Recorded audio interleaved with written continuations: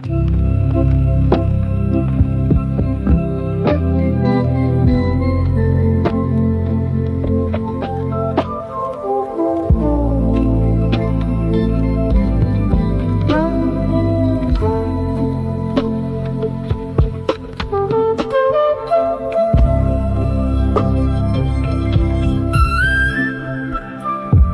Instagram, and you're handed a curated memory of your life filtered through Kodak Gold. We scroll, we post, we pause, all to preserve something that never really happened in the first place. The digital world is not just mimicking older mediums. It's mining them for emotional currency. You don't just take a photo anymore, you capture an aura. Film grain textures, parchment paper backgrounds, weathered wood effects. These are not design choices. They're psychological scaffolding. Sherry Turkle are experienced as both part of the self and the external world. That duality has only deepened in an age where nostalgia is no longer memory, but marketing. The more digital becomes our default, the more we need analog to feel human again. The grainy filter on your selfie isn't just aesthetic. It's a psychological countermeasure against algorithmic detachment.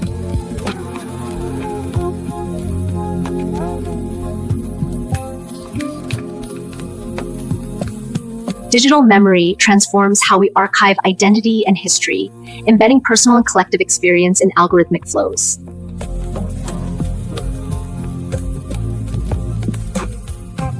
Roland Barthes once described a photograph as an illogical conjunction between here, now and there, then a moment frozen in its having been there. This is how it was, he wrote, giving us what feels like pure memory.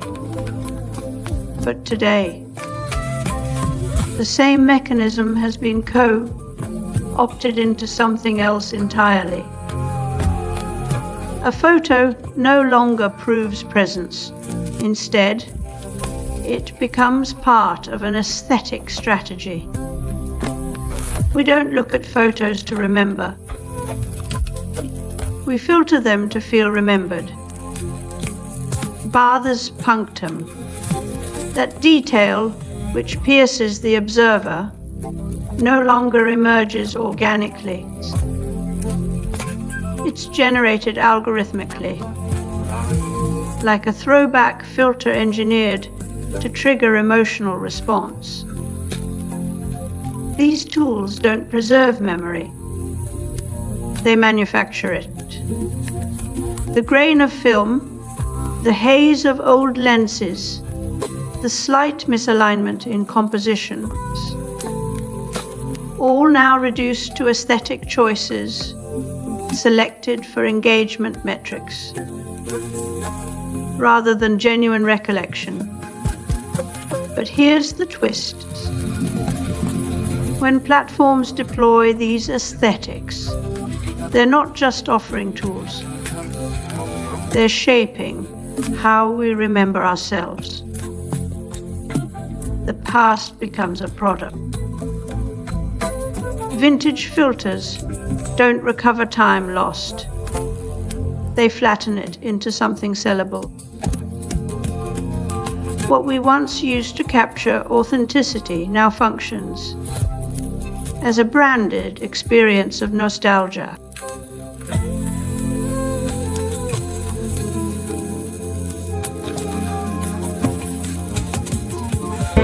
Modern packaging does more than wrap and hold and conceal. Stunning in color, ingenious in design. Neil Postman warned in Technopoly. that technology doesn't just solve problems, it redefines them. As machines took over decision-making and routine tasks, human meaning began to erode. Today, we're not just surrounded by technology, but shaped by its language. The rhythms of screens, the cadence of voice assistants, even the aesthetics of warm lighting in our smart homes. These are not neutral design choices. They're linguistic moves that redefine what it means to trust a machine. The same visual language once used to sell consumer goods is reused today to make data extraction feel familiar, a form of aesthetic domestication. Retro interfaces are not just decorative, they're psychological scaffolding that makes users compliant and comfortable with invasive systems. Think of the vintage UI in banking apps, or the warm AI voices designed to mimic human speech patterns. We trust what we recognize, even if it's been carefully repackaged. AI systems mimic human warmth, not to connect, but to displace it. The past becomes a tool for psychological lubrication. In frictionless systems, a gentle nudge toward compliance without the discomfort of scrutiny. We don't question these interfaces because they feel like home, even when they're extracting our data and reshaping our values. Nostalgia, then, isn't just sentimental. It's an instrument of soft control.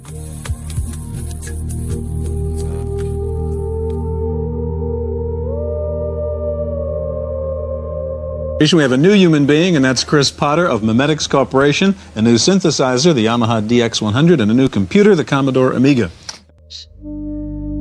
The comfort of nostalgia is no longer just a feeling.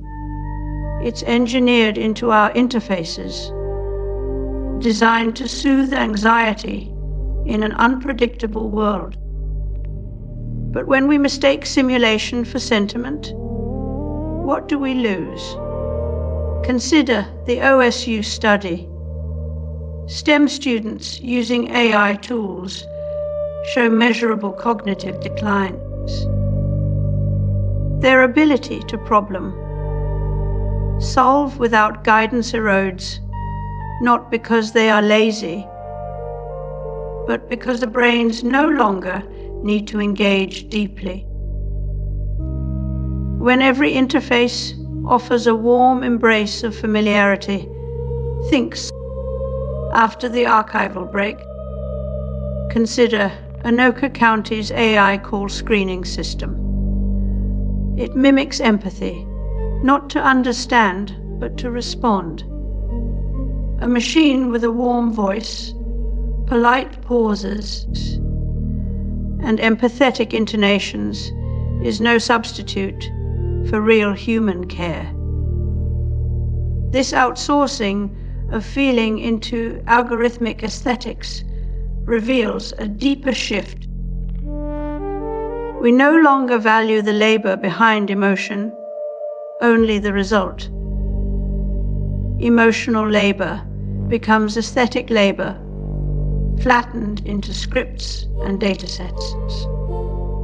The warmth feels like sincerity, but requires nothing rather than a memory. We risk losing the very thing that makes it meaningful, our ability to reflect.